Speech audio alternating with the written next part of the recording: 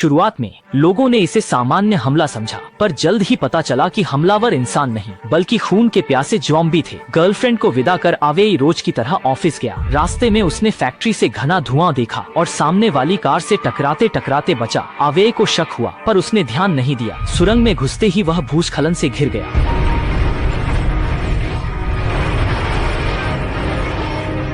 जब उसे होश आया तो उसने पाया कि वह यहाँ फंस गया था। प्रेमिका के बनाए खाने के सहारे 4 दिन बाद वह आखिरकार बच निकला, लेकिन बाहर आने के बाद उसने पाया कि यह दुनिया बदल चुकी थी। सड़कें गंदी और अस्त व्यस्त थीं और पूरा शहर खाली था, मानो दुनिया का अंत हो गया हो। अभी अपनी वर्कशॉप में आया जहाँ उसने एक महिला को चुपचाप बेंच पर बैठे देखा। आखिरकार उसे कोई इंसान मिला, लेकिन करीब जाने पर उसने पाया कि वह उसकी मरी हुई मालकिन थी, जिससे वह और भी डर गया।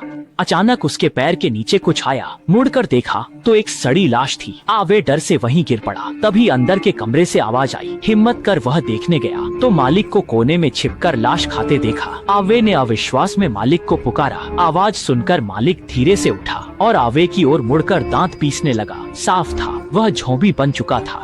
कुछ न समझने वाले आवेई को तुरंत गिरा दिया गया। पॉज। अजीब हरकत से उसे गड़बड़ का एहसास हुआ। पॉज। उसने लात मारकर उसे हटाया और तुरंत उठकर जाली बंद कर दी। पॉज। मगर बाहर का साथी भी ज़ॉम्बी बन चुका था और उसने उसे जाली पर कसकर दबा दिया।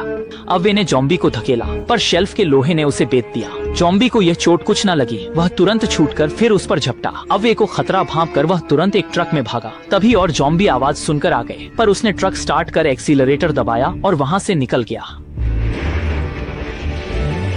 वह रेडियो पर जानना चाहता था क्या हुआ, पर ब्रेक लगाने पड़े। सड़क पूरी तरह जाम थी, इसलिए उसे गाड़ी छोड़कर पैदल जाना पड़ा। उसे प्रेमिका की सुरक्षा की चिंता थी। अभी जल्दी घर पहुंचा, पर वह वहां नहीं थी। उसने तुरंत दराज खोली और देखा कि शादी का छल्ला अभी भी वहीं था। अचानक बाहर मोटरसाइकिल की आवाज आई। अभी ने खिड़की खोली। एक आदमी तेजी से मोटरसाइकिल पर गुजर गया। आखिरकार कोई जिंदा इंसान दिखा।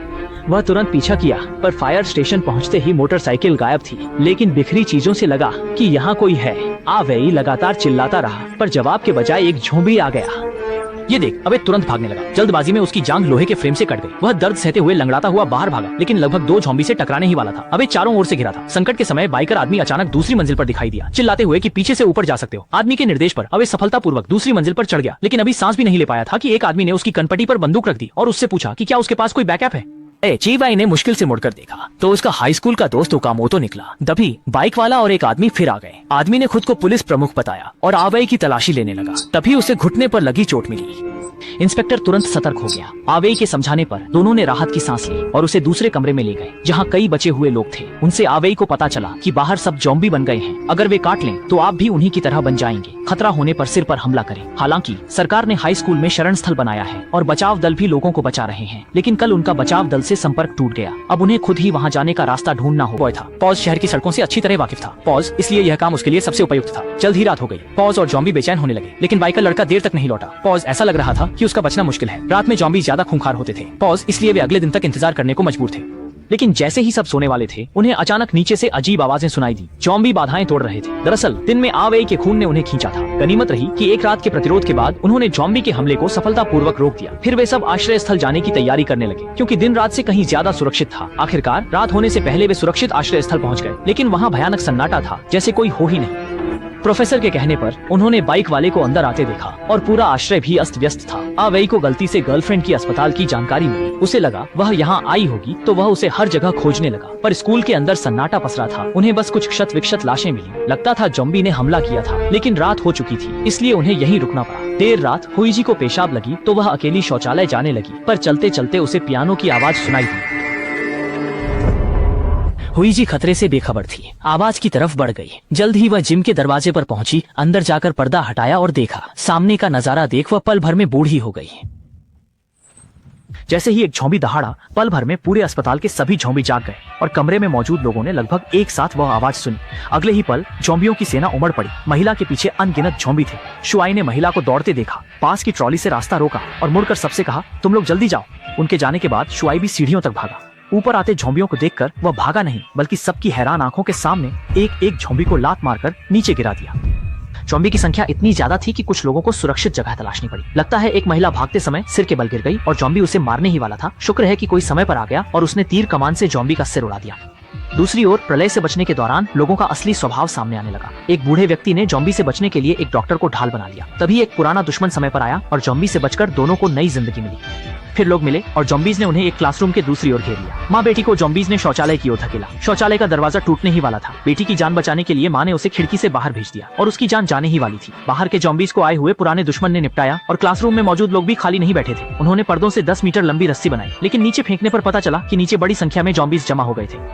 उसने सबसे पहले जॉम्बीज को भटकाने का फैसला किया। अपनी फुर्ती से एक एम्बुलेंस पर चढ़ गया और गाड़ी के बाईं ओर जोर से थपथपाया। जॉम्बीज आवाज से आकर्षित हो गए। फिर वह तुरंत गाड़ी से कूद गया। गाड़ी से खून का पैकेट लेकर दूसरी गाड़ी पर तेजी से रेंग कर गया। पैकेट फेंका और तीर से फोड़ दिया। जल्द ही जॉम्बी खून की गंध से आकर्षित हुए। तभी दादा दादी द्वारा शौचालय से निकाली गई छोटी लड़की का जॉम्बी पीछा कर रहे थे, पर भागते समय उसके कपड़े हुक में फंस गए। उसके पीछे एक जॉम्बी आ रहा था जो उसे नीचे खींचना चाहता था।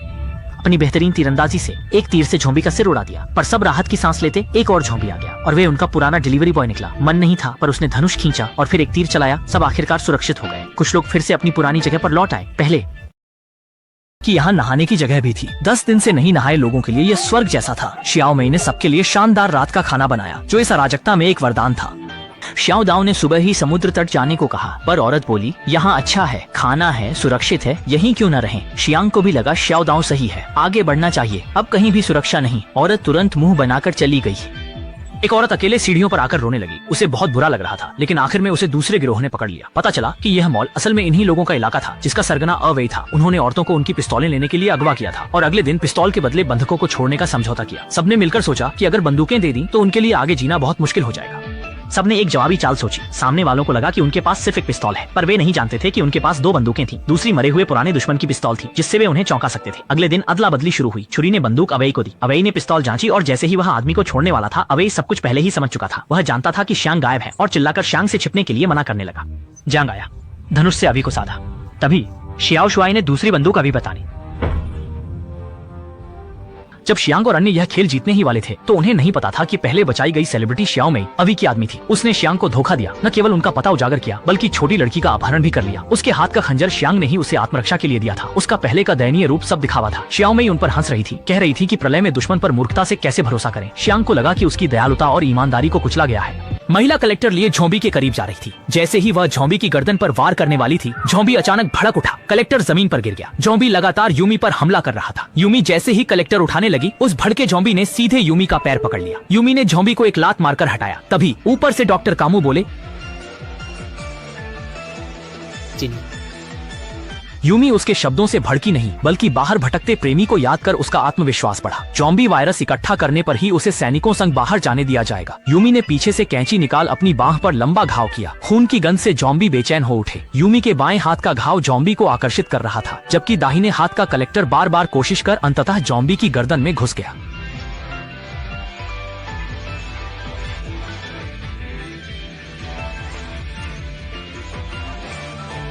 डॉक्टर को समझौते के तहत यूमेई को गश्ती दल की खोज में शामिल करना पड़ा। दूसरी ओर प्रेमी हिकी और उसके साथियों को शियाओमेई के धोखे के कारण अवी ने तहखाने में बंद कर दिया। उन्होंने देखा कि सर्विस एरिया के सारे जॉम्बी यहीं बंद थे। यह गिरोह जॉम्बी को नियंत्रित करने के लिए विशेष तरीके अपनाता था। जनरेटर खराब होने पर हिकी ने उसे ठीक करने की पेशकश की, शायद भागने का मौका मिल जाए। यूमी संदेश बोर्ड पर एक संदेश छोड़ना चाहती थी, तभी उसके पीछे चाकू लिए एक आदमी आ गया। वह आवे का आदमी था। हॉल से गुजरते हुए वो अपने बॉयफ्रेंड से चूक गई। कभी कभी किस्मत कितनी अजीब होती है, जिसे हजारों में ढूंढा, वह तो वहीं था जहाँ रोशनी कम थी। मोटर ठीक करते हुए श्यांग ने रणनीति सोची। छोटे भाई के जांचते ही उसने उसे धकेला, दूसरे को पार कर तुरंत दरवाजा बंद कर दिया। बाढ़ कूदते समय उसकी सगाई की अंगूठी गिर गई, जिसे एक प्यारी बच्ची ने उठा लिया। दूसरी ओर अभी यूमी को एक कमरे में गया, बूढ़े का इलाज करने लगा। तभी फोन से महिला की आवाज आई और उसे पता चला कि वही बच रहा था। यूमी की हालत बहुत खराब थी। जब सब वहां पहुंचे तो उन्हें सिर्फ जमीन पर झोंबी मिले। जमीन पर पड़ी गोलियों से ओल्ड एनिमी ने अंदाजा लगाया कि शियांग की गर्लफ्रेंड को सेना ले गई होगी। फिर ओल्ड एनिमी ने सबको वहीं रुकने को कहा और खुद पेट्रोल ढूंढने निकल गया। तभी ओल्ड 2 ने डॉक्टर में कुछ अजीब देखा। पता चला कि उसे पहले ही काट लिया गया था। डॉक्टर ने कहा कि वह शायद न बदले और उसे यह बात गुप्त रखने को कहा। ओल्ड 2 एक स्वार्थी इंसान है। अगर उसने चीनी दवा को ढाल न बनाया होता तो उसे काटा भी न जाता। इस समय डॉक्टर शियांग की गर्दन देखकर खून की प्यास लगी।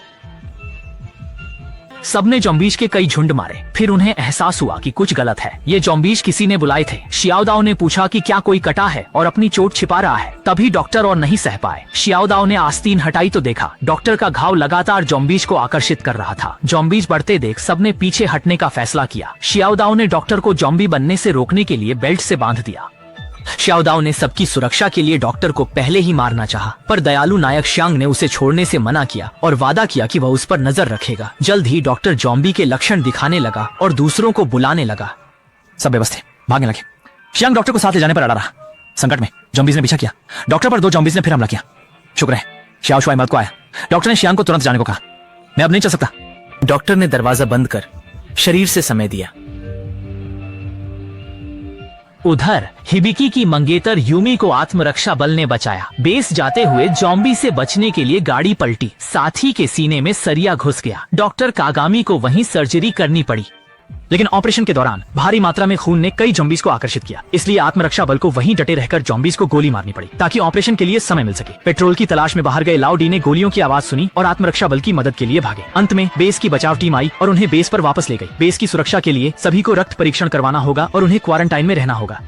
यूमी ने डॉक्टर से बॉयफ्रेंड ढूंढने में मदद मांगी, पर डॉक्टर अजीब तरह से मुस्कुराया। दूसरी तरफ बूढ़ा दुश्मन पेट्रोल लेकर लौट आया और सब लोग बेस की ओर निकलेंगे। जल्द ही सब सामान्य जीवन जी पाएंगे। हर कोई उम्मीद से भरा था। बूढ़ा दुश्मन गाड़ी से उतरकर बेस की ओर हाथ हिलाते हुए चिल्लाया, सबको नया जीवन मिलेगा। पर तभी